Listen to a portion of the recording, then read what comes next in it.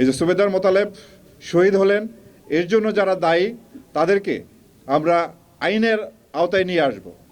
আমরা তাদেরকে জুডিশিয়াস প্রসেসে বিচারিক কার্যক্রমের মাধ্যমে যাতে তাদের সাজা নিশ্চিত হয় সেটি আমরা নিশ্চিত করব যে কোনো মূল্যে। আমি আপনাদেরকে কথা দিতে চাই যে এর বিচার, এই ঘটনায় একটি মামলা রুজু হয়েছে এবং এর বিচারের রায় কার্যকর না হওয়া পর্যন্ত র্যাপিড অ্যাকশন ব্যাটালিয়ন পুরা জিনিস মনিটর করবে এবং আমরা এর বিচারের রায় কার্যকর পর্যন্ত আমরা এটা মনিটরিং করব এবং আমরা নিশ্চিত করব।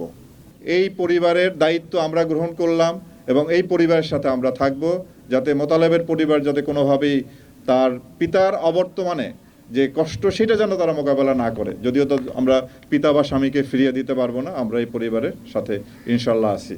এবং জঙ্গল সলিমপুর যেটা একটি সন্ত্রাসীদের একটা আড্ডাখানায়, একটা ডেনে পরিণত হয়েছে, এটি আমরা খুব শীঘ্রই আইনানুগ প্রক্রিয়ার মাধ্যমে এইখানে যারা অবৈধভাবে বসবাস করতেছে, অবৈধভাবে অস্ত্রধারী সন্ত্রাসী আছে, তাদেরকে আমরা নির্মূল করব এবং এই আস্তানা, অবৈধ কর্মকাণ্ডের এই আস্তানা আমরা ভেঙে চুরে গুড়িয়ে দিব। এটুকু আমরা আপনাদেরকে কথা দিতে পারি। নির্বাচন যাতে সুষ্ঠুভাবে সম্পন্ন হয় সেটি আমরা সর্বশক্তি দিয়ে সেই কাজ করে যাব। আমরা তাদের নাম পেয়েছি এবং তাদেরকে গ্রেপ্তারের জন্য আমরা ব্যবস্থা গ্রহণ করছি। সকল বাহিনী, সেনাবাহিনী, বিজিবি, পুলিশ, এপিবিএন, জেলা পুলিশ সবাই মিলে এবং আমরা জেলা প্রশাসনের সাথে অলরেডি যোগাযোগ করেছি।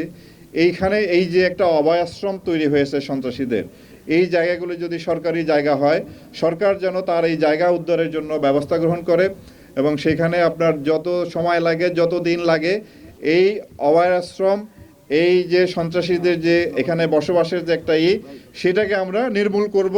এই জন্য আমাদের যতদিন যে প্রক্রিয়া লাগে, যা কিছু লাগে, কারণ তারা কোনোভাবেই রাষ্ট্রের চেয়ে শক্তিশালী না, এটা আমাদের বুঝতে হবে। জঙ্গল সলিমপুরে র্যাব 7-এর একটি টিম একটি অপারেশনে যায় এবং সেখানে তারা সন্ত্রাসীর দ্বারা অতর্কিত আক্রমণের শিকার হয়, যার প্রেক্ষিতে আমাদের একজন সদস্য নায়েব সুবেদার মোতালেব শহীদ হন এবং অন্য 3 জন সদস্য মারাত্মকভাবে জখমপ্রাপ্ত হন। তো আমি আজকে তাদেরকে সিআইএমএসে দেখছি চিকিৎসাধীন আছে, তারা ইনশাল্লাহ ভালোর দিকে। আর নায়েব সুবেদার মোতালেবের জানাজায় অংশগ্রহণ করলাম।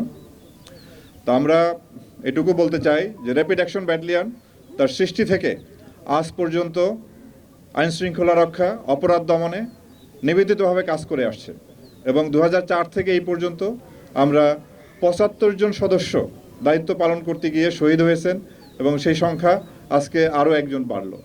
যে এই ক্ষেত্রে আমাদের রাইট অফ প্রাইভেট ডিফেন্সে অধিকার ছিল সন্ত্রাসী বা ওদেরকে গুলি করা, কিন্তু আমরা তাৎক্ষণিকভাবে পরিস্থিতি বিবেচনায় এবং সেখানে হয়তো আরও ক্যাজুয়ালিটির আশঙ্কা ছিল, এই জন্য হয়তো আমাদের সদস্যরা সেখানে সন্ত্রাসীর দিকে গুলি করলে সাধারণ জনগণেরা আহত নিহত হওয়ার আশঙ্কার কারণে হয়তো তারা গুলি করে নাই।